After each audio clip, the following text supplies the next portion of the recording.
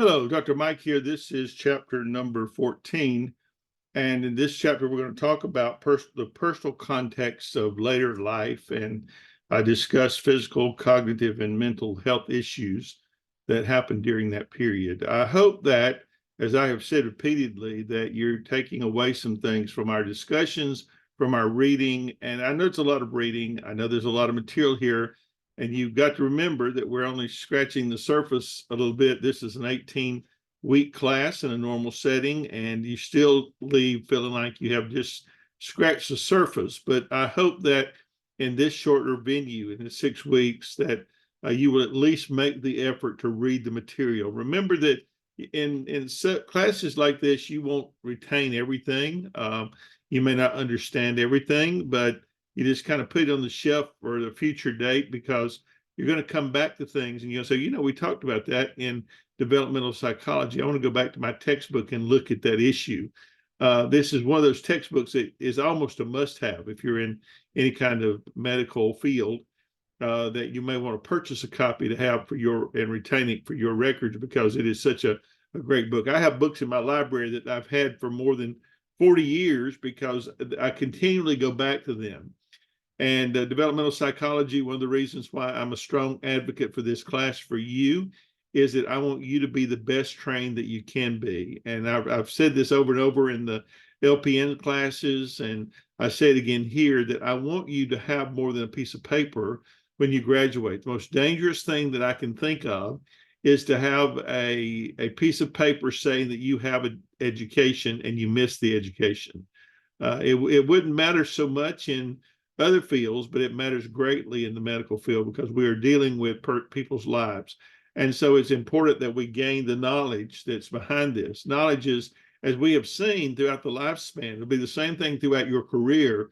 You're never going to stop learning. You're never going to stop going to school. You're never going to stop taking classes because human knowledge now doubles every 18 months. That means in your field, every 18 months you have that much more information to hold on to. So it's vitally important that you get the education as you move forward. Okay, I'll get off my soapbox today and we'll get on with our subject matter, but I hope that you'll find some things today that would be of help to you. Let me get to our slides for a moment so we'll have a way to kind of guide our thinking, and we'll get moving forward into the adult years. One of the interesting things about teaching this class and teaching in this day that we live in, so many more of our students are adult learners, and they're not 18 years old, they're not 20 years old, and they're in their 40s, 50s. I've had students in their 60s and 70s. And so we are adult learners, we're lifespan learners, so we continue to move forward. And so as we look at these different things in this chapter, we would love to have you by the end of this chapter describe the trends in aging and longevity, summarize the physiological changes, the major diseases, the leading theories of aging. And remember, again, we are not dealing with things we can kind of put our hands on, so we use models in psychology to try to understand a person. And so that's what we're doing with theories. Freud had a model, he had a theory. Watson, all the other famous psychologists had a model that they worked off of. And we want to describe the typical cognitive changes that come with aging and describe common mental disorders in older adults. Well, one thing I can tell you, I am 66 years old, and there is a marked step down, a marked difference probably every 10 years after 30. You can tell the difference in your abilities unless you continue to go to school like I've done, which has helped me greatly. But for most people, I look at my high school friends that I went to high school with. Many of them are dead. Many of them are in nursing homes. Many of them are on oxygen, some on life support. I wonder, what did they do wrong? They didn't continue to learn, for one thing, and they just lived their life. They spent their life. And I will encourage you with this. You either spent your life or you invest it. And if you spend it, you use it up and you don't have a lot left. If you invest it, then you have other people that are carrying on your legacy after you're gone. So what are older adults like? I mean, we all have experience in that. What characteristics are there? How long will most people live? What factors influence that? And what is the distinction between the third and the fourth age? That may be something you haven't thought about. So let's talk about the demographics of aging. Demographers are people, or demographers are people who study population trends. And so they use this population pyramid, which is a graphic technique for illustrating population trends to do that. The number of older adults in developed nations is going to increase even more by the year 2050. The number of older Asians, Native Americans, especially Latinas and other individuals will continue to increase. The number of U.S. people over 85 will increase by 500% between the year 2000 and 2050. And we are at about the halfway point of that right now in 2024. So the sheer number of older people are going to place enormous pressure on federal income support systems like Social Security and health care, especially Medicare, Medicaid, long-term care, and other human services if we're going to survive. The sad thing is that our government, which has taken, has used Social Security for other things to pay bills and pay down deficits, aren't very interested in funding Social Security. So that's a real problem. They'd rather fight and fuss with each other than to fund our older people. There's a lot of diversity in older adults. Older women in the United States outnumber older men. This is also true of every major ethnic and racial, in every major and ethnic group. It's so funny that I was a pastor for 20 years, and when you had a lady die in your church, the widow ladies in the church were just all a Twitter because now there was an available man, an available husband. I had a very funny story. A good friend of mine buried his wife on Friday, and on Saturday morning, somebody knocked at the door about 8:30, and says, little old lady standing there with a casserole. And she said, I just wanted you to know I was available. Well, he said, lady, I just buried my wife yesterday. Give me a chance to catch my breath. He goes into his job on his company. He owned a company on Monday, and his secretary came in and told him, said, there's a little lady out here wanting to see you. And he goes out, and she said, I just wanted to come over and let you know I was available, and brought him a casserole. So there's a huge competition. You go into nursing homes, and there's so few older men there that the women are just all agog over having males around. So it's really kind of funny. But by 2030, it is estimated 85% of older adults will have a high school diploma, 75% will have a post-secondary degree. So the education does have a marked effect on how long you live. So that while you may not, the money may not be there, at least the longevity will. 2025, China expects to have more than 300 million people over 65. And that is a challenge, providing services and living arrangements for an aging population. The global general aging of the population is due mainly to two factors, and these are important. Number one, the declining birth rate in many countries. There is a negative population growth. Places like Japan, South Korea, Germany, rest of Europe, even the United States, we have a negative population growth. The only population that's actually increasing in numbers would be the illegal Latino population. Then they're having children, but the rest of us are not. Europe is growing only because of immigration. Lots and lots of people from Africa moving into Europe. It's now become, in Europe, it's kind of funny because you're now more likely to see a Muslim mosque in Europe than you are a Christian church, because many of the immigrants are coming from Africa and are of the Muslim faith. So longevity is the number of years that a person can expect to live. Maximum longevity, the oldest age in which people live, which today is around 120. That's pretty much the max. I think we've had one that was 132, but they were a little unsure about birth records. Active life expectancy, the number of years that you are free from debilitating chronic disease and impairment. You can live a long time and not be in good shape. Some people just have the genetics to live forever in a terrible shape with their body. Others do not. Dependent life expectancy is the number of years a person lives with a debilitating chronic disease, which you have to depend on other people for care. That is, you live in a nursing home or whatever. But the average longevity is the age at which half the people born in a particular year will die in the United States. So those are just the terms that you need to think about and to know. Excuse me. Our average longevity is influenced by a lot of things. It's influenced by your genetics. You have to have you do need to have good genes. Your family has to be long livers. Environmental, where you have spent most of your life. If you lived in the coal mines of Kentucky, it definitely has an effect on your longevity with what you're breathing in. Inner city has a marked effect. Your racial background, some genetic markers for race, those will not live very long, or not live, to be extremely old. Ethnicity and gender factors, all of them go together to determine how long you're going to live. About 25% of the variation in human longevity is due to genetics. So 25% of it has to do with your genes. Environment play a role. Like I said, disease, toxins, poverty. People that live in poverty don't tend to live as long as people that don't, and risky behaviors. People that take risks, or that smoke, drink, do drugs, all those things are all behaviors that are going to shorten their lifespan.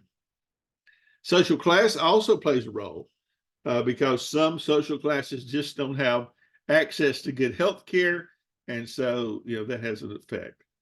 Ethnic and gender differences in life expectancy are something I would like to take a moment to look at. People in different ethnic groups don't have the same average longevity of birth, but these gaps change as age increases. These differences have changed in recent years. And of course, the pandemic accelerated some changes further. Think about that we lost over 1 million people just in the United States due to the pandemic. Women have a longer lifespan at birth, or expectancy at birth, than men, about 5 years. And countries around the world kind of differ dramatically in how long they live. There are 5 regions of the world where people have extremely long longevity, and they study those people to look at their diet. And it might surprise you to look at that sometime. We don't have time to take a look at that here, but certain things have a marked effect on a person doing well. The third and fourth age distinction is really something that we look at quite a bit. The third age, which is from 60 to 80, that's the young old people. Knowledge and technology advances contribute to this group to a better quality of life. They really do benefit from technology.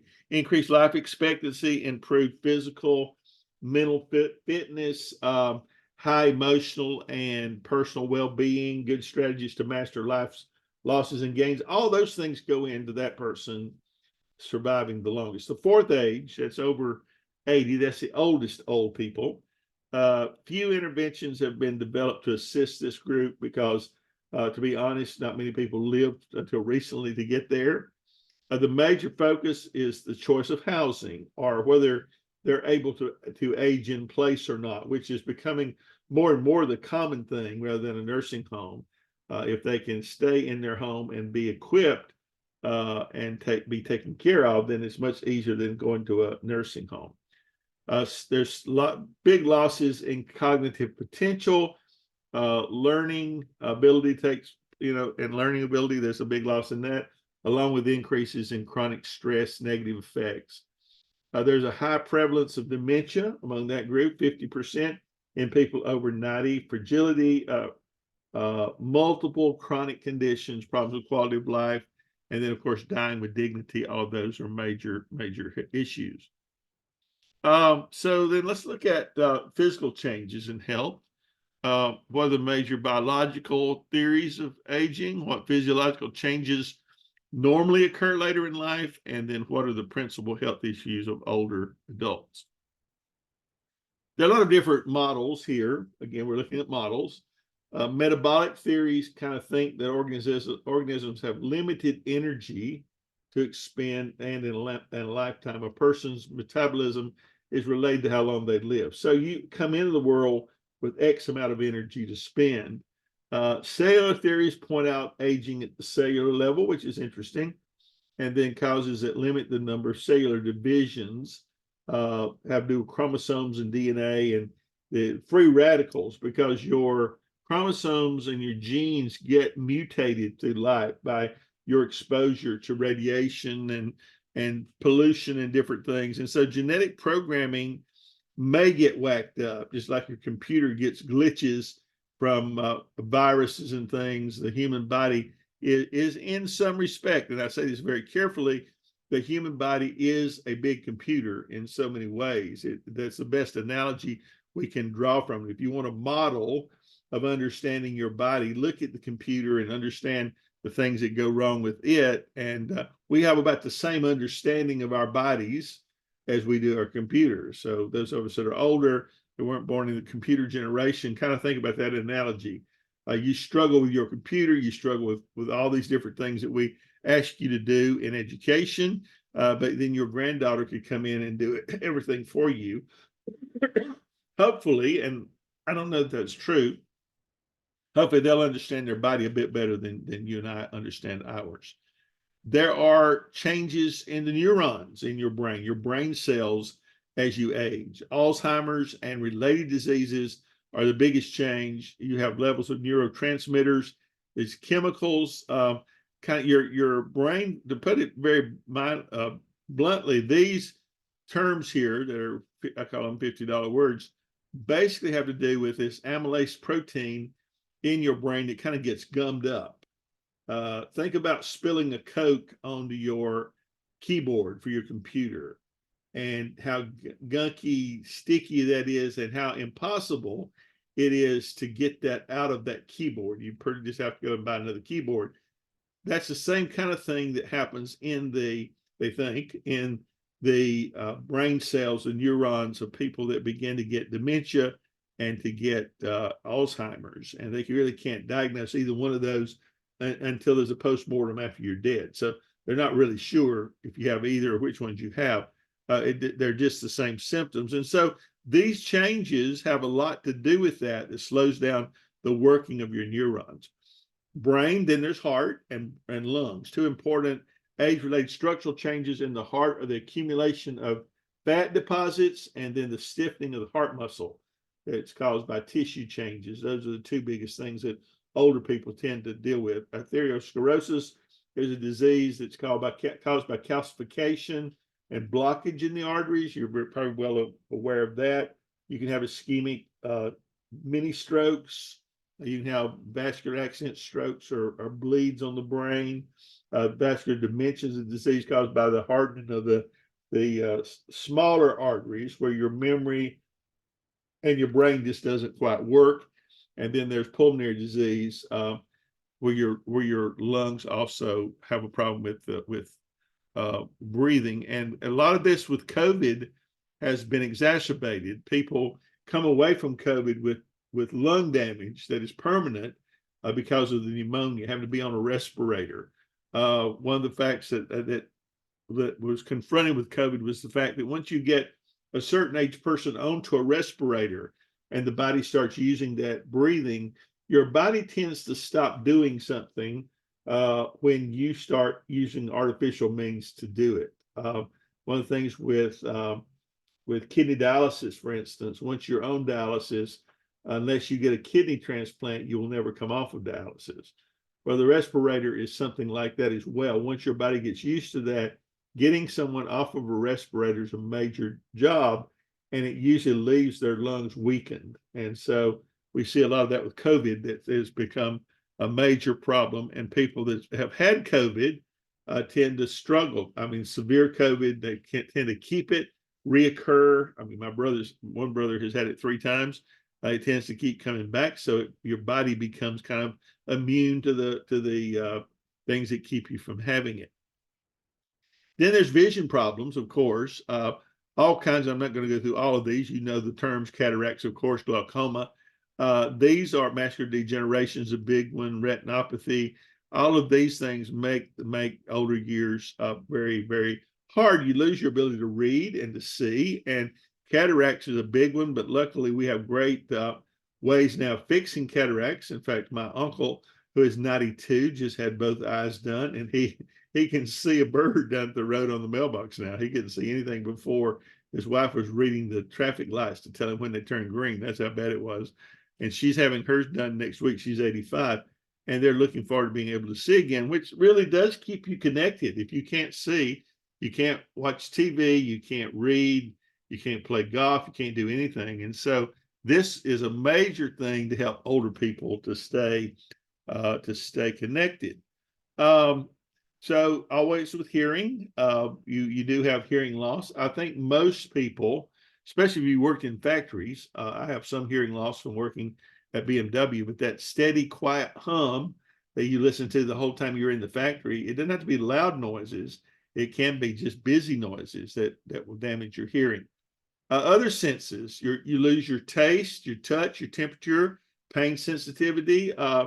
They're not significantly age related, but as you get older, things do kind of wear down. Most older people say that food doesn't taste like it used to, or they're sensitive to pain. You tend to have aches and pains somewhere as you get older most of the time. And with COVID, of course, that was exacerbated. One of the symptoms of some COVID strands was a loss of taste and smell. And if you lose those, then you lose a whole host of other abilities, like telling whether food is spoiled or not, or whether it tastes right or not. And so detecting and distinguishing smells after the age of 80 or 70 is very true in Alzheimer's and can be very dangerous. You can't smell a gas leak or whatever. Older people fall more often due to changes in balance, eyesight, hearing, muscle tone, reflexes. Another one I would add to that is osteoporosis, where the bone wears away and it will break and you'll fall. Most people get that kind of backwards. A lot of people, elderly people, fall and break their hip and have to have a hip replacement or whatever. It's usually the hip breaks and then they fall. It's not the fall that breaks the hip, because osteoporosis kind of wears away the bone and it gets thin. Other chronic diseases, diabetes is a killer. Most people don't very few people get into the 80s that have diabetes. They don't last that long. Cancer, the second leading cause of death behind cardiovascular disease in the United States. And two important factors in staying healthy are sleep and nutrition. The sleep-wake cycle for most older adults is important. It is important that you get 7 to 8 hours of steady, good sleep. One of the things for that's helpful is to go into bed and getting up at the same time. The most successful older adults that you find have this sleep cycle where they go to bed every night at 9, they get up at 6 or 5 or whatever. People used to get to bed with the sunset and get up with the sunrise, and that was a circadian rhythm that kept them going. They got plenty of rest. We don't do that anymore. 90% of Americans are sleep deprived, which contribute to all these other issues that come their way. Changes in metabolism. The rate at which energy is needed in your body will change. Your digestive processes will slow down. As you get older, there'll be things that you used to eat that you can no longer eat and cause you a digestive problem. And so, acid reflux and all that is a major thing. So let's talk about what happens to our thinking processes, our cognitive processes. So key aspects of cognitive aging, what changes occur in memory, and what are creativity and wisdom, and how do they relate to age? Those are all good things to talk about. The speed of processing. Think again of your body and your brain as a computer.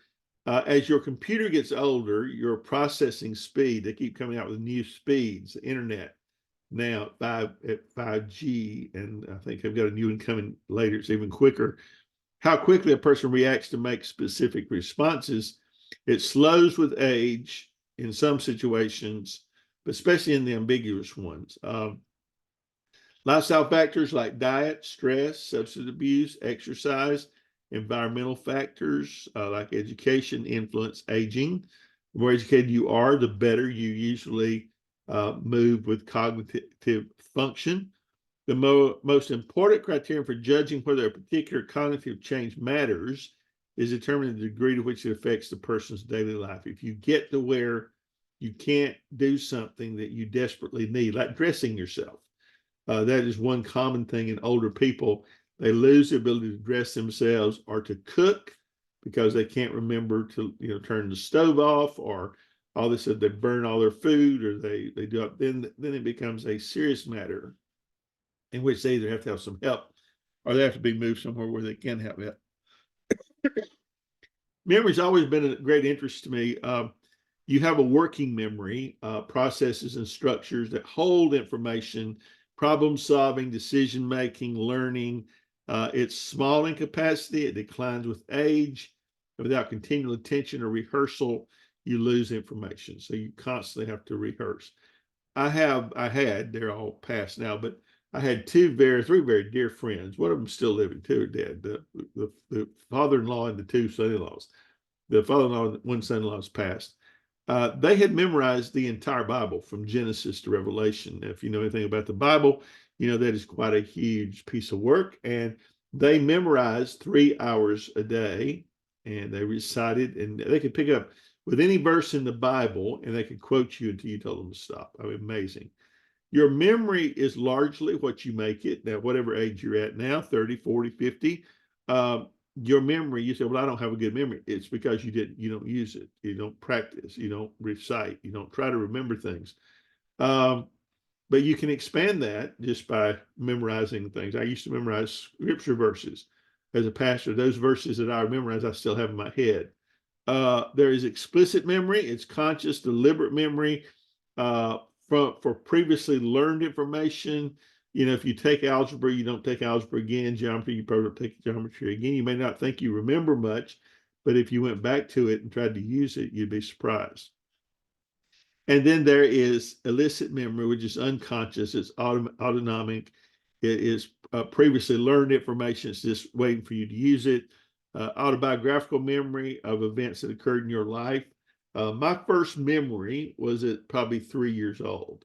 And I remember it just like it was yesterday. My grandfather got hurt in a logging accident, and I can remember the ambulance. I can see it in my mind.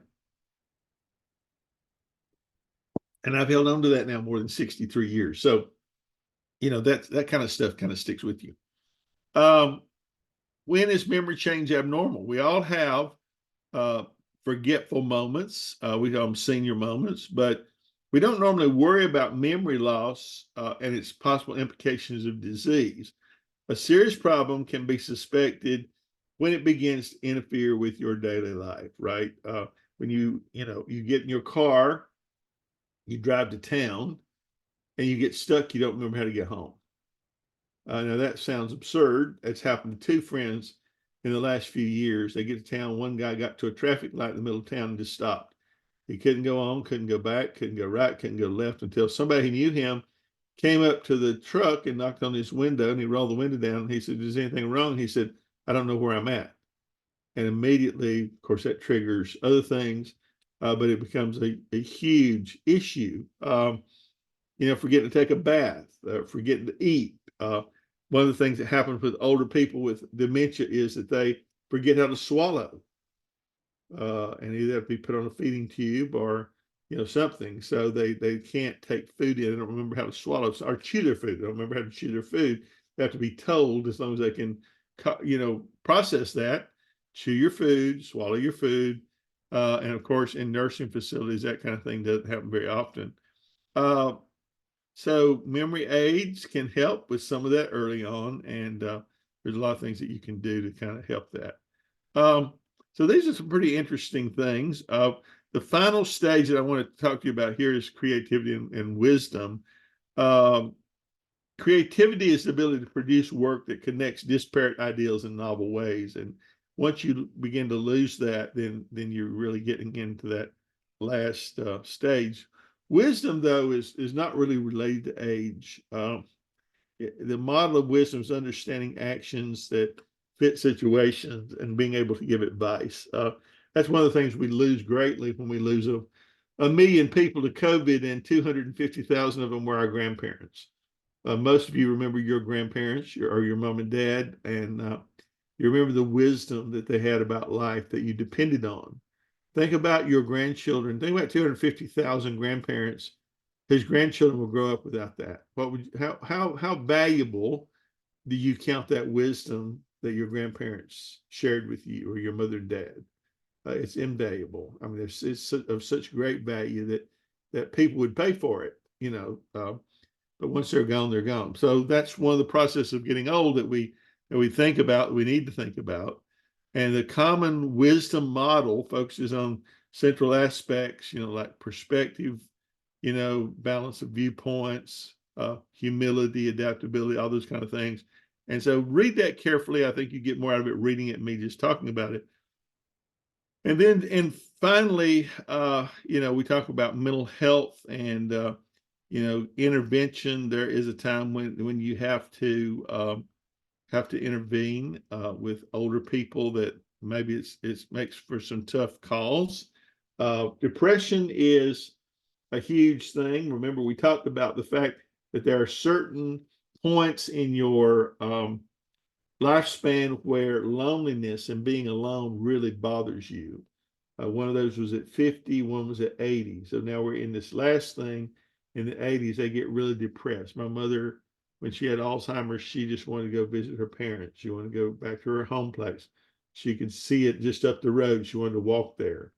And that depression is really, really, really tough on the system because it declines. It gets worse sometimes with age, but coping skills kind of go away, and so they don't have the patience that they're missing something, and so sometimes a little bit of therapy can help. But if they have Alzheimer's or something, it's really hard to help them to cope with that.